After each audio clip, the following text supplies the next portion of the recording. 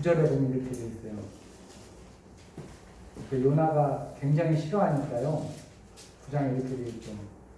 4장 9절에 하나님이 요나에게 이르시되 네가 이 박넝쿨로 말미암아 성내는 것이 어찌 옳으냐 하시니 그가 대답하되 내가 성내어 죽기까지 할지라도 옳으니이다 하니라. 여호와께서 이르시되 내가 수고도 아니하였고 재배도 아니하였고 하룻밤에 났다가 하룻밤에 말라버리니 박넝쿨을 아꼈거든. 하물며 이 큰 성 니느웨는 좌우를 분별하지 못하는 자가 12만 명이요 가축도 많이 있나니 내가 어찌 아끼지 아니하겠느냐 하시니라.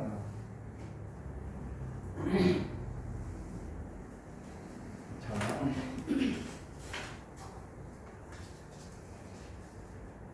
성경에는 이런 말씀이 있습니다. 야고보서 1장 20절에 있는 말씀인데요. 사람의 성내는 것이 하나님의 의를 이루지 못함이니라. 이렇게 해서 성내는 것은 하나님의 의를 이루는데 걸림돌이 된다고 말씀하고 있습니다. 그래서 이렇게 요나가 얘기를 했음에도 불구하고 하나님께서는 요나를 이런 식으로 타이르십니다. 하나님은 요나를 매우 깊이 사랑했죠. 하나님의 명령을 거역하고 다시스를 향하여 도망친 그를 큰 물고기 뱃속에다 꺼내고 억지로 니느웨로 보냈던 것은 무슨 뜻이 있었을 것일까요?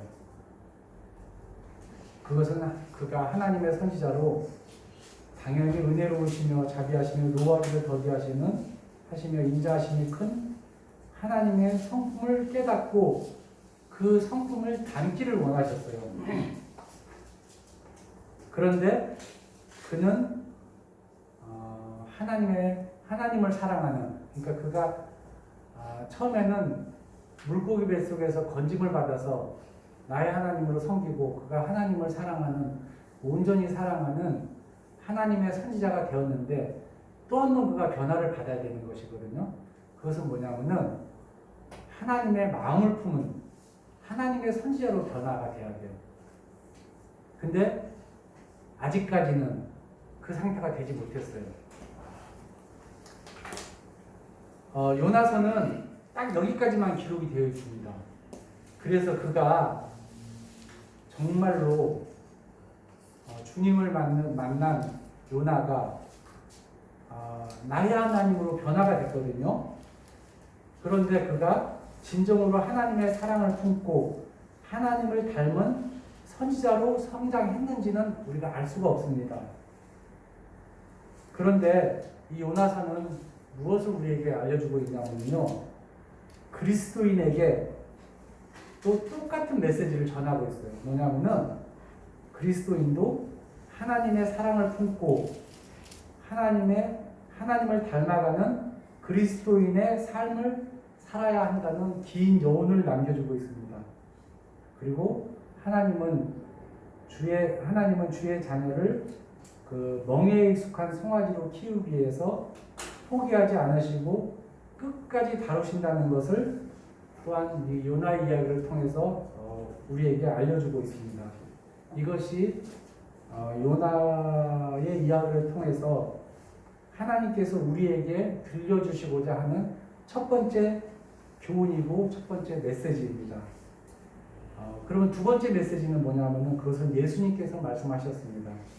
예수님께서는 생전에 요나의 표적을 두 번이나 언급하셨어요.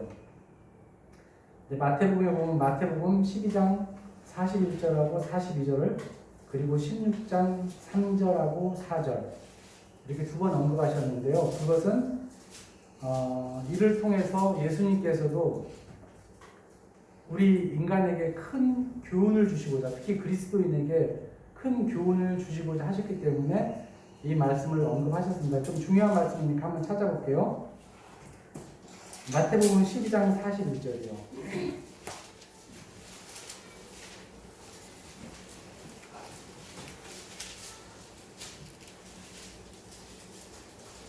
신약성경 20페이지인데요. 39절부터 읽어보겠습니다. 예수께서 대답하여 이르시되 악하고 음란한 세대가 표적을 구하나 선지자 요나의 표적밖에는 보일 표적이 없느니라. 요나가 밤낮 사흘 동안 큰 물고기 뱃속에 있었던 것 같이 인자도 밤낮 사흘 동안 땅속에 있으리라. 심판 때에 니느웨 사람들이 일어나 이 세계 사람을 정죄하리니 이는 그들이 요나의 전도를 듣고 회개하였으며 이거니와 요나보다 더 큰 이가 여기 있으며 이렇게 얘기를 하고 있고요. 그 다음에 16장 3, 4절이요. 27페이지입니다. 아침에 하늘이 붉고 흐리면 오늘은 날이 굳겠다 하나니 너희가 날씨는 분별할 줄 알면서 시대의 표적은 분별할 수 없느냐. 악하고 음란한 세대가 표적을 구하나 요나의 밖에는 보여줄 표적이 없느니라 하시고 이렇게 나옵니다. 이 말씀 무슨 얘기냐면은 니느웨 사람들은 요나의 단 하루 만의 전도에도 죄악을 돌이키고서 하나님 앞에 무릎을 꿇었지만 주님의 은혜를 입은 주의 백성은 이스라엘은 예수님께서 직접 오셔서 그들에게 전도했음에도 불구하고 주님을 알아보지 못하고 배척했습니다. 그렇기 때문에 예수님은 그들의 심판 때 니느웨 사람들로부터 정죄를 받게 될 것이라고 말씀하셨던 것입니다. 요나 시대에 이스라엘 땅에는 그래도 희망이 있었습니다. 앞서 말씀드린 것처럼 하나님의 은혜도 있었지만 이때 당시의 시대 상황은 굉장히 북이스라엘이 모든 시대를 통틀어서 하나님을 따르는 그런 시대였습니다. 앞에서 말씀을 드린 것처럼 엘리사가 그때 장군이었던 예후에게 기름을 붓죠. 기름을 붓고 그가 아합 집안을 모두 죽입니다. 모두 죽이고 그가 왕이 돼서 예후 왕조를 일으키고요. 예후 왕조의 마지막에서 두 번째 왕이 여로보암 2세입니다. 근데요, 예후가 특별하게 잘한 게 있었어요. 그것이 뭐냐면은,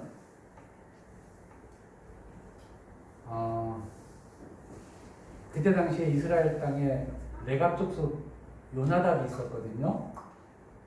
이스라엘 민족이 아니에요. 이스라엘 사람이 아니고 이드로의 후손인데 이 사람이 하나님을 굉장히 신실하게 섬겼어요. 그래서 예후가 요나답을 불러가지고 총리를 시켜준다. 그리고 그 요나답이 바알을 숭배하는 그 모든 사람을 일거에 다 죽이는 일이 발생해요. 전부 죽였어요. 하나도 남김없이. 그리고 모든 이스라엘 민족으로 인해서 하나님을 따르도록 했습니다. 요나답은 그 후손들에게 교훈까지 내릴 정도였거든요. 너희가 하나님 앞에서 떠나지 말아라. 그 교훈까지 내리지 못할 정도로 어쨌든지 간에 그 백성의 지도자였던 요나답이 그 정도로 하나님을 신실하게 섬겼고 그리고 그렇게 하나님 말씀으로 통치를 했었습니다. 그리고 또 누가 있었냐면은 이때 왕조에 엘리야하고 엘리사가 있었습니다. 물론 엘리야는 아합 왕조 때 사람이지만은 그 뒤에 엘리사가 예후 왕조를 세우면서 이때 당시에 모든 그 북이스라엘의 신앙에 우뚝 설 수 있도록 큰 역할을 했었습니다. 그런데 여로보암 2세가 죽자 어떤 일이 발생하게 되냐면요. 땅의 소산이 풍부해지자 사람들은 아주 교만해졌습니다. 지금 우리 시대랑 아주 똑같아요. 그게 아모스 3장 15절하고 5장 11절에 나오는 말씀인데요. 부의 증가와 함께 어떤 사람이 부가 이렇게 늘어나면은 한쪽으로는 극단적인 빈곤이 증가하게 됩니다. 부익부 빈익빈이라는 그런 말이 있죠. 그래서 아주 부정직한 소득과 거짓된 조물로 강한 자들은 약자를 강탈했습니다. 말씀 한번 찾아볼게요. 호세아서 12장 7절이요.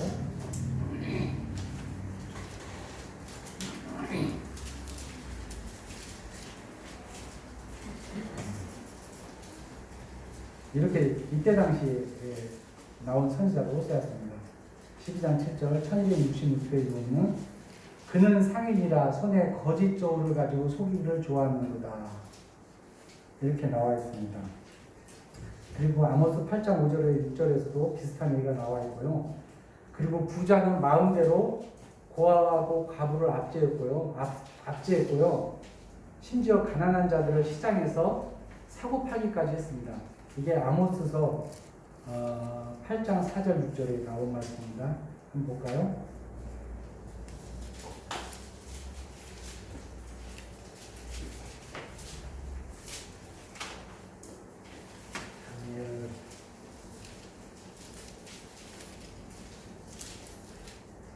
아모스서 8장 4절 6절이요. 1282페이지요. 가난한 자를 삼키며 땅에 힘없는 자를 망하게 하려는 자들아, 이 말을 들으라. 너희가 이르기를 월삭이 언제 지나서 우리가 곡식을 파며 안식일이 언제 지나서 우리에게 밀을 내게 할고 에바를 작게 하고 세계를 크게 하여 거짓 조를 속이며 은으로 힘없는 자를 사며 신 한 켤레로 가난한 자를 사며 찌꺼기 밀을 팔자 하는도다. 그러니까 뭐 사회가 그 악하기 이를 데 없이 이제 변하기 시작을 합니다. 이것이 실제로 있는 이 시대상이었고요. 이로 인해서 하나님께서 아모스, 호세아 이런 선지자들을 보내가지고 이것을 예언하게 하고 하지 말라고 얘기를 했습니다. 그런데 재판장, 이 일을 잡아야 될 사람들이 재판장들이거든요. 재판장들은 이러한 상황을 바꾸기 위해서 아무런 노력도 하지 않았습니다. 그리고 여전히 여로보암 1세가 단과 베델에 세운 금 소관지를 여전히 섬기고 있었습니다. 어느 사회나 사회가 풍족해지면은 하나님과 멀어지는 것은 인지상정인 것 같습니다. 하나님께서는 이러한 이스라엘을 향하여 많은 선지자들을 보내셔서 경고하셨습니다. 지금 아까 읽은 말씀들 중에서 다 이 시대의 선지자들이에요.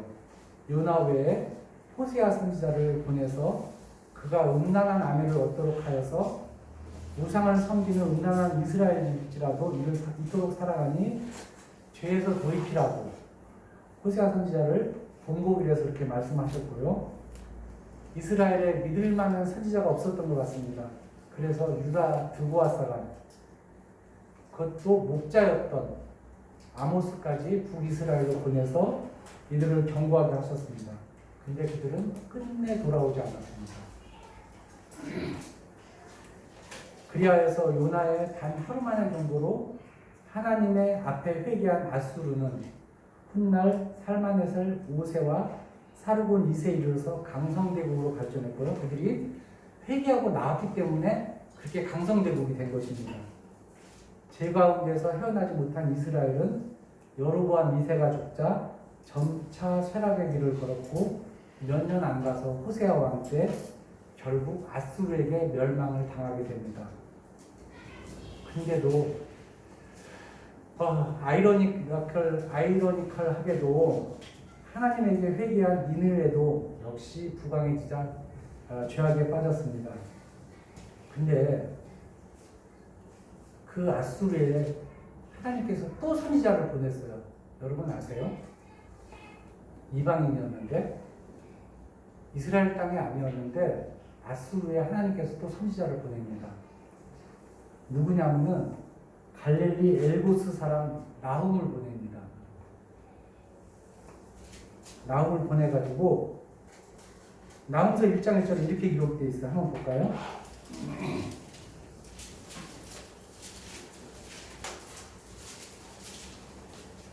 1299페이지 이렇게 되어 있습니다. 니느웨에 대한 경고 곧 엘고스 사람 나훔의 묵시라. 아주 강력하게 경고를 했습니다. 나훔이. 그런데 이 메시지 전체가 니느웨에 대한 경고입니다. 그런데 그들은 100여 년 전에 요나의 전도로 회개했던 그런 선조들처럼 행동하지 않았습니다. 그리하여 그들도 역시 바벨론에 의해 멸망을 당하게 됩니다. 이것이 바로 우리에게 주는 하나님의 두 번째 교훈입니다. 따라서 예수님의 말씀은 예수님께서 하신 말씀이에요. 하나님의 은혜로 강성한 국가가 되었음에도 불구하고 그 죄악을 돌이키지 않아 아수르에 멸망한 북이스라엘처럼, 그리고 요나의 전도를 회개하여 강성대국의 길을 걸었던 아수르가 후일에는 나훔의 경고를 무시하여 바벨론에게 멸망했던 것처럼 우리도 그 죄악에서 돌이키지 아니하면 똑같이 멸망할 수 없다는 그러한 사실을 알려주고 있습니다. 이것이 우리가 요나서를 통해서 받을 수 있는 두 번째 교훈이 됩니다. 성경 한 구절 읽고 말씀을 마치도록 하겠습니다. 예레미야서 9장 24절입니다.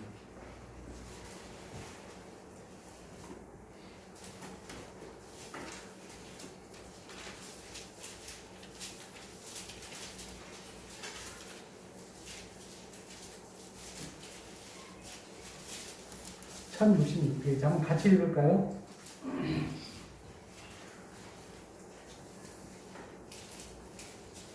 시작.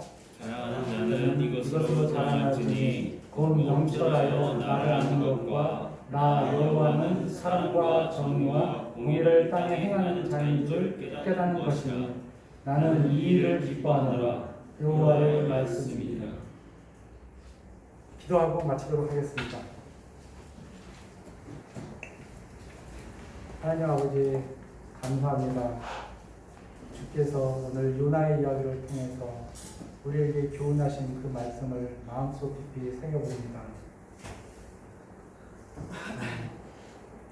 우리가 비록 우리가 하나님의 사람으로 구원을 받고 살았지만은 우리가 하나님을 사랑한다고 하나 하나님의 마음을 품은, 하나님의 사랑을 품은 그러한 그리스도인으로 성장하지 않았는지 다시 한번 돌아보게 되고, 그러한 사랑하는 마음을 우리에게 주셔서 이웃을 사랑하게 해주시기를 간절히 기도드립니다. 또한 우리의 삶을 항상 되돌아보면서 비록 구원을 받았다고 하나 우리 역시 죄악 가운데 빠지지 않는지 우리의 삶을 한 번씩 돌아볼 수 있는 그러한 계기가 될 수 있도록 도와주기를 간절히 기도드립니다. 이 모든 말씀 우리를 사랑하시는 예수 그리스도 이름으로 기도합니다. 아멘. 감사합니다.